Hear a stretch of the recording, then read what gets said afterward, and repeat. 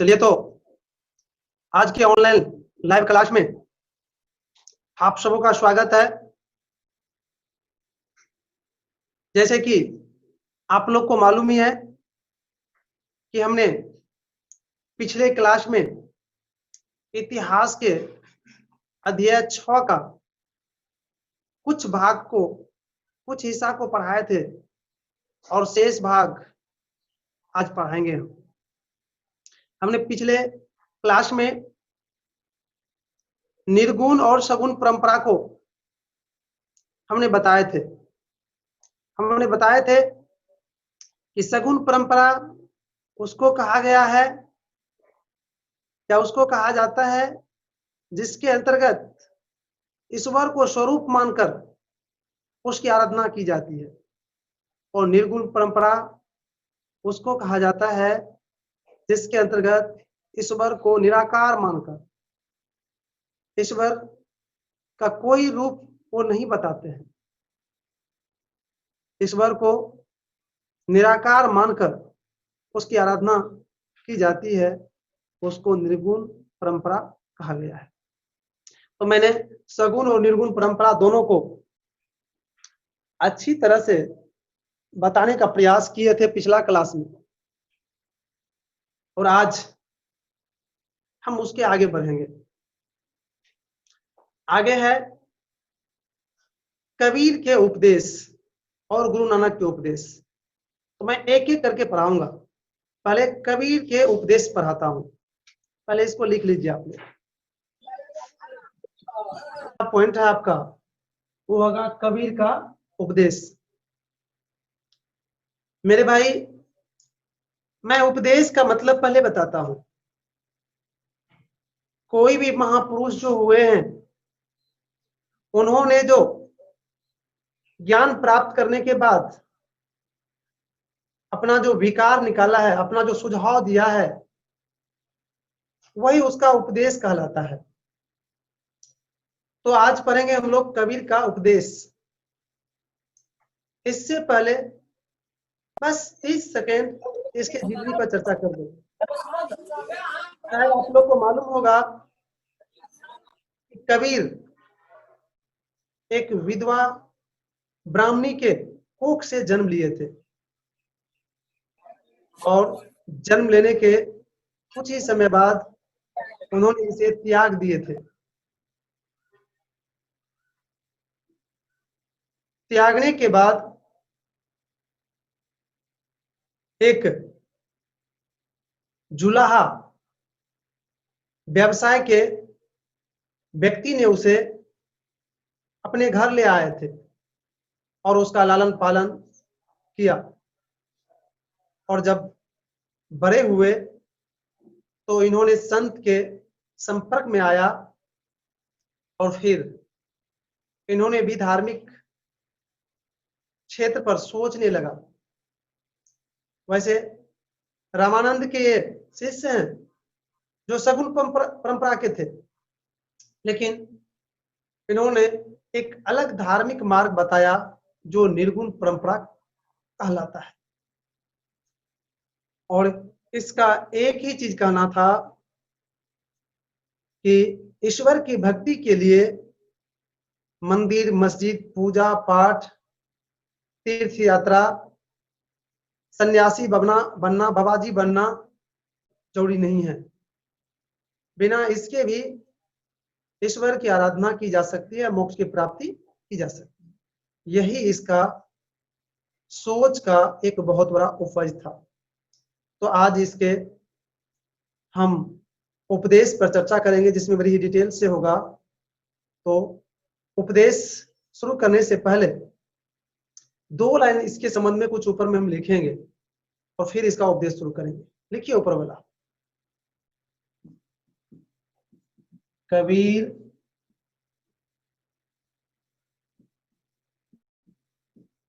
निर्गुण परंपरा के महान संत थे। यह एकेश्वरवादी थे। यह एकेश्वरवादी थे। सर इससे कितना लिखा है ऊपर में, छूट गया था। कौन छूट गया था आपको? अभी तो शुरू किए हैं, तो कौन छूट गया आपको? तो छूट गया होगा आपको, या कभी भी नेट के प्रॉब्लम से, किसी भी प्रॉब्लम से अगर आपको छूट जाता है तो इसी का रिपीट क्लास दे रहे हैं यूट्यूब पर। यही क्लास को उठा के रिपीट पर यूट्यूब पर देते हैं, तो उसको देख लीजिए आप लोग। अब बढ़े आगे। जी सर।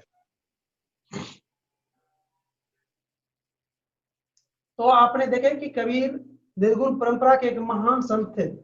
यह एकेश्वर वादी थे, मतलब एक ईश्वर को एक मानते थे।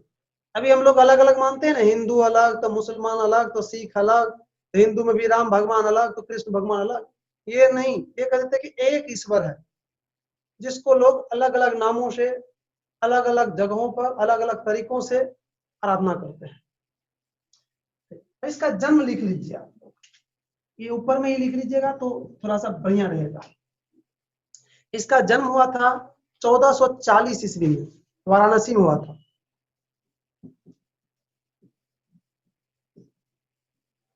उसके बाद इसका मृत्यु भी लिख लीजिए 1518 ईस्वी।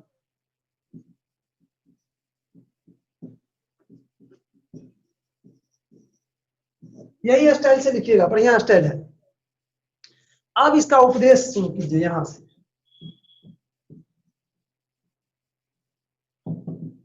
मैंने अभी भी बताया उपदेश का क्या मतलब है, अर्थात किसी का भी सुझाव उसका उपदेश कहलाता है। अब इसका क्या उपदेश था, 1 नंबर 2 नंबर करके लिखेंगे हम लोग, फिर एक एक करके समझेंगे भी। 1 नंबर में लिखिए, ईश्वर एक है जिसको विभिन्न नामों से पुकारा जाता है। 2 नंबर, ईश्वर की पूजा के लिए मंदिर, मस्जिद, पंडित, मौलवी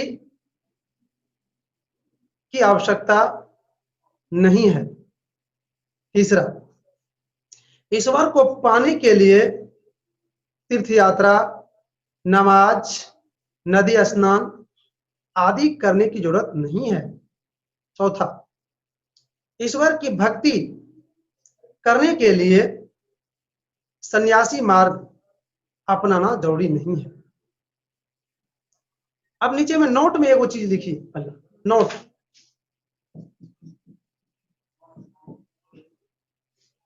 हम नोट में क्या लिखाने जा रहे हैं, बहुत ही बढ़िया चीज लिखाने जा रहे हैं।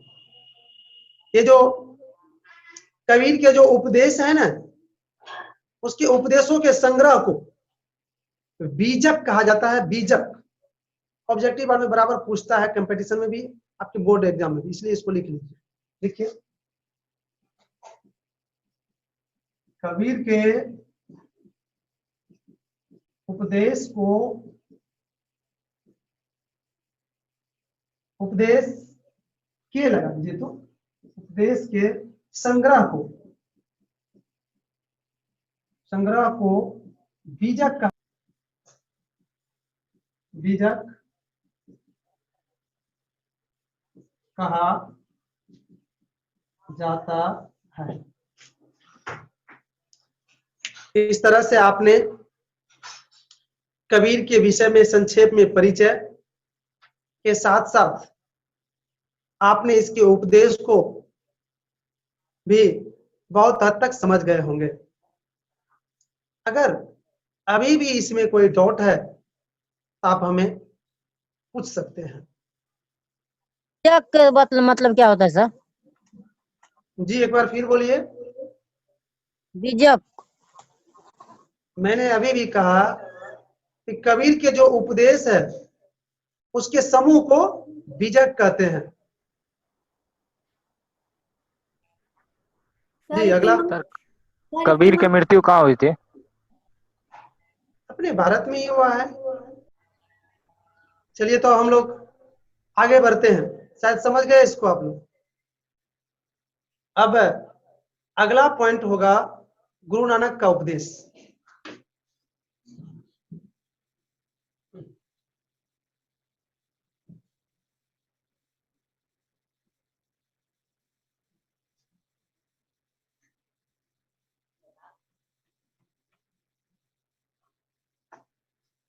बीजक क्या है? बीजक अभी बताया तो नहीं सुने थे? हैं? कहाँ चले गए थे? मैं कह रहा हूं कि कबीर के जो उपदेश थे उसी के समूह को बीजक कहते हैं। कई बार तो बोले हैं। अब हम लोग गुरु नानक के विषय में चर्चा करेंगे। मैं बता दूं आप लोग को, गुरु नानक निर्गुण परंपरा के दूसरे महान संत थे, जिसका जन्म 1469 ईस्वी में लाहौर में हुआ था। और जन्म लेने के बाद, वैसे एक गृहस्थ परिवार में जन्म लिया था, बिल्कुल गरीब परिवार में जन्म लिया था, बहुत अमीर नहीं थे, गरीब परिवार में जन्म लिए थे। और जन्म लेने के बाद जब ये मैच्योर हुआ, जब ये वयस्क हुआ, जवान हुआ, तब इसे कई संतों से भेंट हुई। उस क्रम में इन्होंने धार्मिक क्षेत्र में रुचि रखने लगे और फिर इन्होंने मोक्ष की प्राप्ति के लिए, भक्ति के रास्ता के लिए सोचने लगे। और इसको सबसे अच्छा कबीर के बताए रास्ता लगा और इन्होंने भी निर्गुण परंपरा अर्थात कबीर का साथ देने लगा। इसका भी मानना था कि ईश्वर की आराधना के लिए बाबाजी बनना, सन्यासी बनना, घर को त्यागना, गेरुआ वस्त्र पहनना इत्यादि की जरूरत नहीं है। गृहस्थ जीवन में रहकर भी ईश्वर की प्राप्ति किया जा सकता है। इन्होंने ईश्वर की प्राप्ति के लिए मात्र भक्ति और प्रेम पर जोर दिया। कहा कि भक्ति और प्रेम से ईश्वर की प्राप्ति हो सकती है। साथ ही साथ इन्होंने वो जो तप मार्ग होता है, कठिन मार्ग जो होता है, उसको भी इन्होंने अस्वीकार किया है। कहा कोई जरूरी नहीं है कि तप मार्ग इसके लिए अपनाना। तो इस तरह से गुरु नानक ने जो आध्यात्मिक क्षेत्र में अपना विचार दिए हैं वो काफी सराहनीय है। आज उसके उपदेश को हम लोग पढ़ेंगे। पहले उसके संबंध में 2 लाइन ऊपर में लिखिए। यह निर्गुण परंपरा के दूसरे महान संत थे।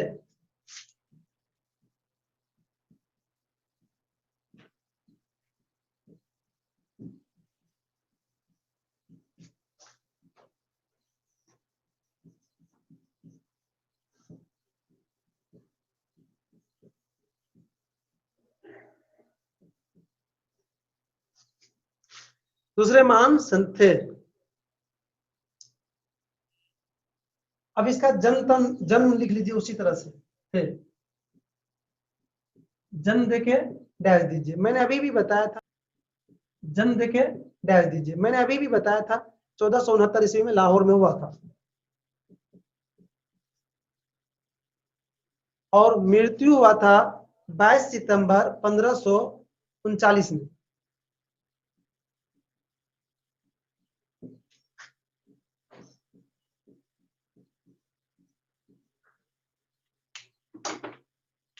अब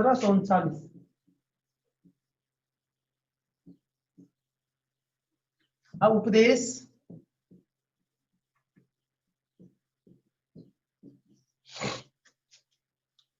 अब इसके उपदेश को आप लोग नोट कर लीजिए।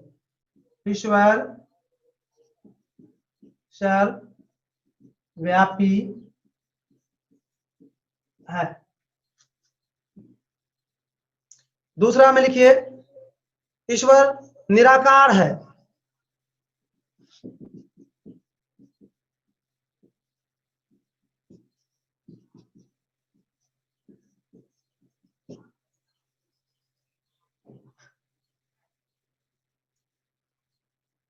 ईश्वर निराकार है। तीसरा में लिखिए, तीसरा, इन्होंने धार्मिक आडंबरों, मूर्ति पूजा आदि को नकारते हुए कहा कि ईश्वर को प्राप्त करने के लिए, मोक्ष को प्राप्त करने के लिए इसकी जरूरत नहीं है। चौथा, वे तप मार्ग को अनुचित बताया। पांचवा, उन्होंने कहा कि गृहस्थ जीवन में रहते हुए आध्यात्मिक ज्ञान प्राप्त करना संभव है। इस तरह से गुरु नानक ने जो उपदेश दिए हैं, ज्ञान प्राप्त करने के बाद जो सुझाव दिए हैं, उसी को आज हमने विस्तार पूर्वक बताने और समझाने का प्रयास किए। अगर इसमें किसी तरह का दिक्कत है तो आप क्वेश्चन कर सकते हैं। आपको सर किसका उपदेश अच्छा लगा, कबीर का या गुरु नानक का? देखिए, दोनों तो एक ही है ना, दोनों तो चेतन वाला निर्गुण परंपरा के ही है ना। जी। वैसे अगर देखा जाए तो आज के डेट में तो ये दोनों के उपदेश